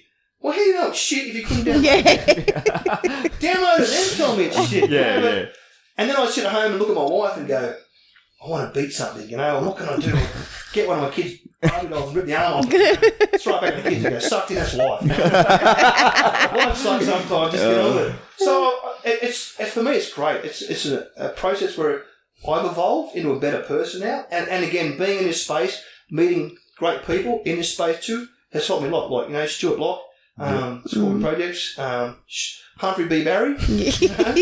I'm trying to work out who's bigger, you or Stewie Locke. Stewie. Yeah. I don't want to get an arm wrestle with Stewie. That's a fight I'd pay to see. Yeah. Stewie's arms are better big than my leg. He's a big man. But we all come together. Like, as you were saying before when you spoke about Spadex. Simon's always, it might be 2-3 months down the track, but we sort of still meet up with each other online. And it's like, it was only last week we saw each other. We just stay in contact because we're all there to help each other. Sean Barry's the same. He knows, he's one of my battle buddies and vice versa. If he's got a problem, I pick up and give him a call and his partner a call. Just letting him know I'm here. Now, Sean might be too proud to say something's wrong some days, but you've got to nut that out with him and say, listen, princess, you're not as hard as me. Admit it that something's wrong, let's go and have a beer. And that's what the stigma we've got to sort of break. Yeah. You've got to take control and say, mate, you know what? Let's just go and nut it out and have a beer, because, mate, some days life does get tough. Absolutely. And you're not alone, and you're not the only person it happens to. And, mate, I'm always here to help, Yeah. And I think I've created that with that app. That battle buddy situation. There's a few, it's all been self-funded. So I borrowed nearly $100,000 to make this. I've got no sponsorship, no funding from anyone. So if anyone ever hears any rumours that Redsix is sponsored by the government, it's bullshit. Yeah. I've got not a cent. The money I make through merchandise sales, which you guys just got free shirts, so you can imagine. We're happy with that. You can imagine my money I get is bugger all, but it pays for just the running costs. Yep. Because there's Apple, there's Google, and then there's the app company I've got to pay every month just to have it live. When I want adjustments made and tweaks, because it's self-funded, it costs thousands of bucks just to get something done. So we self-funded to as much as we could. And that was basically get my idea up and running. And now it's up and running, I want to knock on those doors again and revisit where we're at and say, listen, guys, you've seen what it's done. You've seen how popular it is out in the space, how much it's been used. And here's proof of people that we've actually helped, save lives. Let's get on board, And that's what we're at right now. I'm getting the phone calls right now. So I've now got an operations manager, does it purely for free, just wants to help. I've got another bloke, Andrew Sloan. He's been such a fucking asset to me. Whenever something positive's happened, he's just shipped it out to everyone. And he lets everyone in that veteran space, we're talking from Darren Chester, through to Open Arms to RSL, he lets them know what Redsix is doing, and it's slowly coming back to the stage where, I can really have a conversation with someone that doesn't know about Redsix. And I haven't done a national rollout yet. I've just really focused on Queensland because I live on the border, New South Wales and Queensland.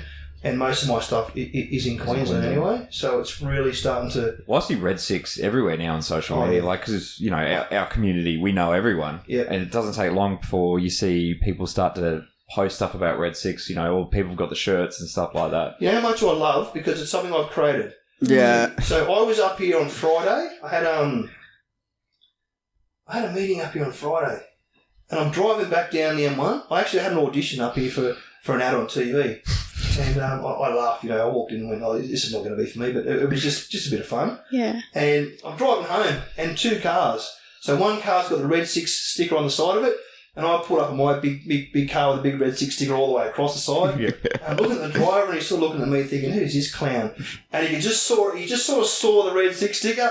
And up come the thumb. Oh, Yes. that's awesome, mate. And I'm like, yeah. And as I went further, we kept playing tag. He kept going past and giving me thumbs up. And then I got past him and I went around the corner heading towards Rabina because the M1 was gridlocked as per usual. Mm-hmm. And another car. Beep, beep, beep, beep, beep, beep. I'm like, the hell's that? Comes up with a big thumbs up. And as I went past, I saw the Redsix sticker on the back. And then I got down to Tweed Heads and I pulled into the shopping centre. And as I'm pulling out in traffic, it's funny, there's a lady in front of me and she wouldn't turn in the left lane. She wanted to go in the third lane and she wouldn't merge one lane by lane. She had to get that third lane or she wasn't leaving. And I'm sitting there going, "Come on, love, come on." And then I get this ding on the phone and I went, "Oh," and someone just drove past and took a photo of me going, "You didn't wave at me, you prick." I'm the Redsix for you. So it's really, for me,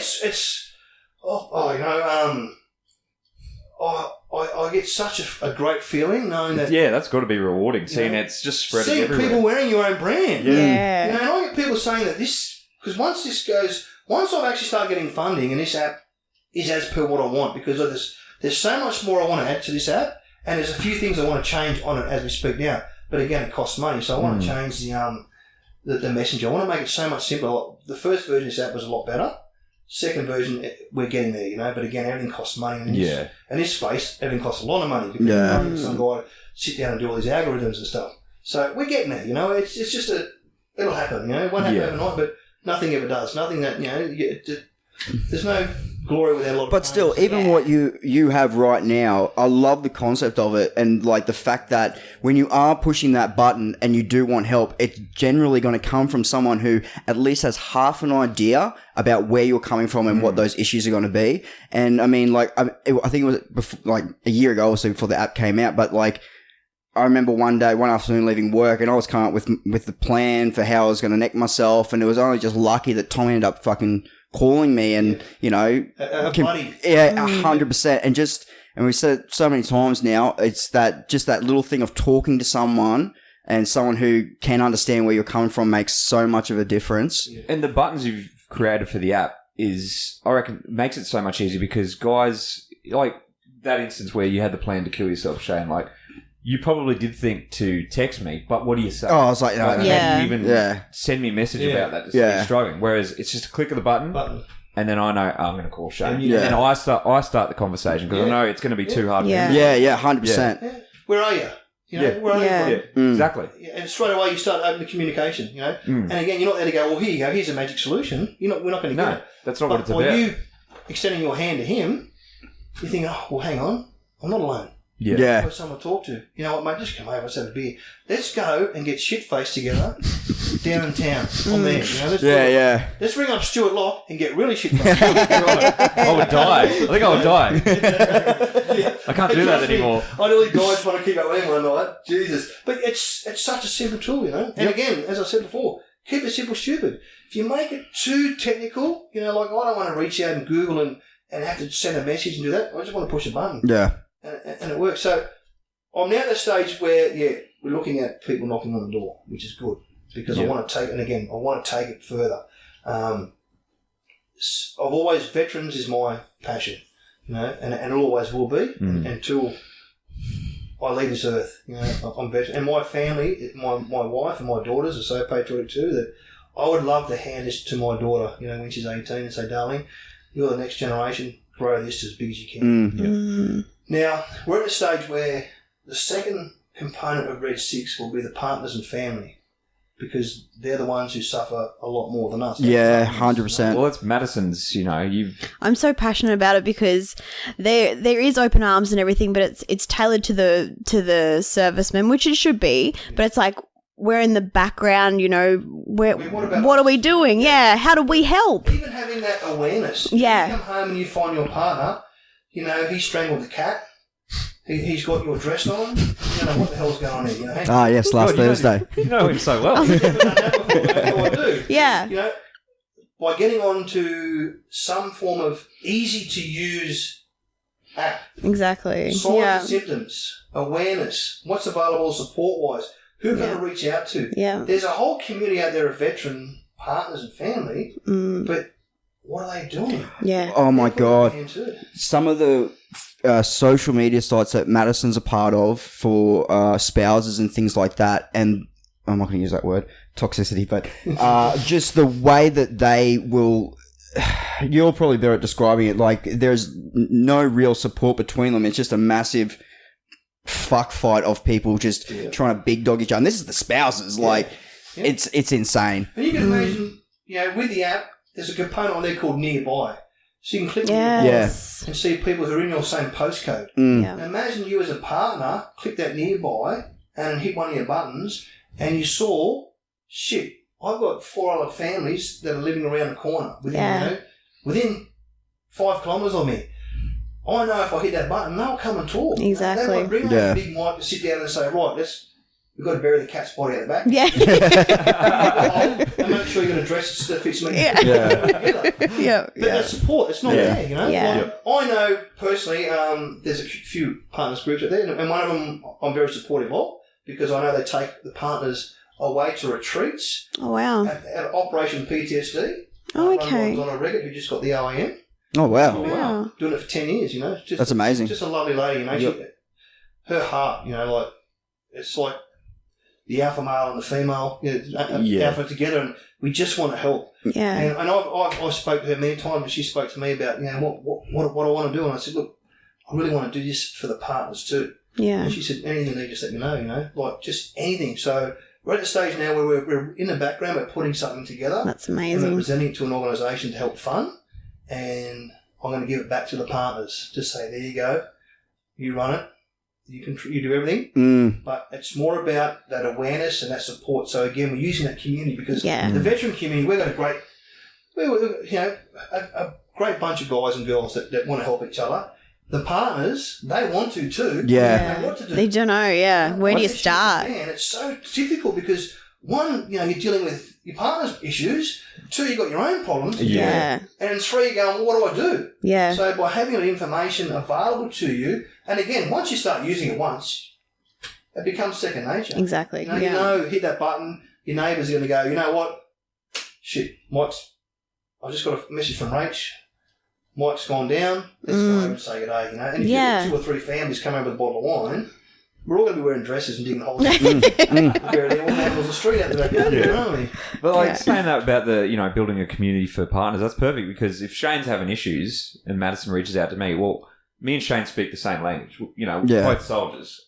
I speak that language to Shane. Madison, she's aware of that culture and that language, but she doesn't speak it as well as I do. Yeah. But someone needs to speak Madison's language to help her. So that's where, another partner would be perfect, And I get it a lot. Like, I'm very close with a lot of people in this space that are married or engaged, and when I touch base with one of the guys who's having a bad day, the next phone call I make is to their partner. And 9 times out of 10 the partner breaks down and lets me know.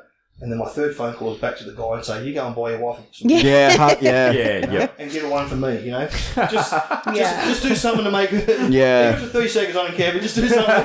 But listen to her, because you've left her now. You're okay in a sense. Yep. It's drained her as well. Oh, shit, I look at my wife and think, how the hell have you put up with me for 15 years? Fuck, it takes a strong woman to and she's not the only one. And I'm not the worst case scenario. I've known a lot more that have really gone through hell. Yeah. And I'm thinking, why? Why did you hang around? I would have left, and that's just me. I would have gone, but there's something there, but they don't give in. Yeah. And as I said, behind every good man is a bloody even better woman that is prepared to say, you know what? I'll take this challenge on. Yeah. And I'm not going to let you go. And with my wife, when I pushed her away twice, she clung. You know, she knew this. She just wanted to stick with me. Yeah. And to this, I'm so glad that she did. Yeah. Because as much as I pushed her away. Yeah, saw through your shit. Yeah. She knew. Yeah. She had me. She knew my weakness, and she knew, you know, I was just having a bad time. Yeah. And I just wanted to push everyone away and then go and finish what I wanted to do. Mm. You know, but she wasn't going to let me go. There was more. She knew there was more to me, and then by giving me two of the beautiful skills I could ever dream of, you know. And I used to come home from work. I used to work for Prosecutor as an armed guard, and I'd come home from work, and as soon as I pull up, the two daughters, Mum would say, "Dad's home. Get off your devices. Turn off the TV. Go and hug Dad." So Yeah, every perfect. day, when I came, and I learned this from a Kiwi guy I worked with. It was his little device that he That's good. did, and we went home and implemented that too. So no matter what Dad had been experienced outside, no matter stresses and what bad thoughts he was having, when he walked in, he had to turn into Dad again. Yeah. And that's Yep. what I did. You know, we get the kids, we get them on the bed, and we rustle. We Leave got everything little- at the door. Yeah. Yep. We check all. You know, I got these things called slappers, and I slap on the belly, and I give them the paw. You know, just, and it makes them laugh, and it makes me laugh, and my wife's in the background going,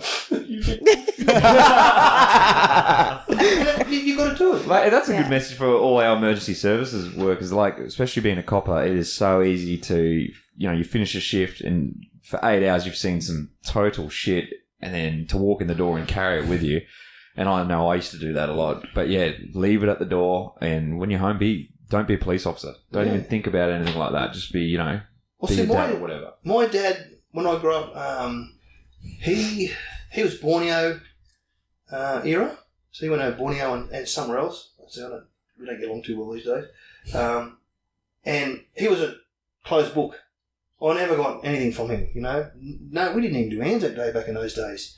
So I never got any information from him. And then he joined, well, he wasn't actually with the police, but he was a public servant, worked for the police for 25 years. And he had that PTSD, but this is the old days. Yeah. In the radio room, there used to be KB and smoke in there. You know, with the radio, there was no laws and things. It was all good. So they were the stone cold people, you know, like most of them Vietnam veterans, you know. Yep. You've got to get their trust before they chat to you. And once you got that, they'll have a chat to you in private. So I never learned anything from Dad. It was just a shame, but I tried to break that culture. I remember when I moved from Sydney up to Tweed Heads, and I went and saw a new doctor. I took my daughter was probably 9 at that stage, and I'm chatting to the new doctor, just trying to get some medication. And I told her my story, you know, PTSD, etc., etc. And then when I got home, I think I was dealing with something to do with the app. You know, under attack, someone's going to steal the idea and run off with it. And I remember slamming the table at home going, "Damn it!" I didn't say "damn it." To that effect. Yeah. You know, I said, "That's it, I've had enough. I'm over this. I'm sick of these people, you know, blah, blah." And she just come up and rubbed my back. And she said, "Dad, it's okay." Oh. And I'm sitting there going, this is a 9-year-old girl who's just heard me tell my PTSD story to the doctor, come home and she's rubbed my back, and I went, you know what? This is the 4th time I've ever cried in my life. I just had to, you know, embrace her, and I thought, there's always someone watching me in my house, which is good, because I work on my swearing every now and again, and they remind me too. We had a swear jar that I think in the first week it had overfilled. Oh, God. So we had to come up with new names. I said, look, it's not manly to yell out kerfuffle or Mr. Fluffy or something. It just doesn't have an aggression about it, you know? Yeah. But yeah, my wife and kids have been my saviour, and also the fact that I've created something that I can be proud of, Yeah. and that's being utilised by the veteran community. And again, it's only been out for just over 6 months. Yeah. And you give me Yeah, it's brand 2 or new. 5 Yeah, years, it is. you know, and we'll have everyone wearing it. You know, Yeah, well, mate, that's why we're happy to have you on and like get the word out about the Redsix app, because you know me and Shane believe in it, and it's, you know, what we've done. This is our 15th episode of the podcast, and we never know if any episode is actually helping anyone, but I guarantee This one that will. this episode is Yeah. actually helping people, if not actually saving lives. So, I need you a prank call going, hello, yes, for you. I feel like that was funny, awesome. Yeah, send in your feedback, guys. Mike, thanks for coming on to the show, mate. We really appreciate it. Pleasure, boys. And, Appreciate it. like I said, guys, the Redsix app, check it out. It's definitely going to be helping a lot of veterans out there. So, we believe in it. And It's available on Apple and Google, and it's under the word 6 with an asterisk, SIX asterisk. People look at Google 6 and it comes up with 6-second abs. No one wants that shit. Most of the blokes saying, look at all these pictures of blokes. Half naked. Yeah, no one wants that. we'll put up a link. Absolutely. I do suppose about it. But yeah, thanks for coming on, mate. No, appreciate it. Come back again. Yeah, mate, we'd love to have you back. Because I'm sure there's a lot more stories that we can We'll get out have to of on you. just for the stories alone. Yeah. An after dark session. Yes, adults only. I like it. All right, until next time, Maladjusted Monkeys, we're out.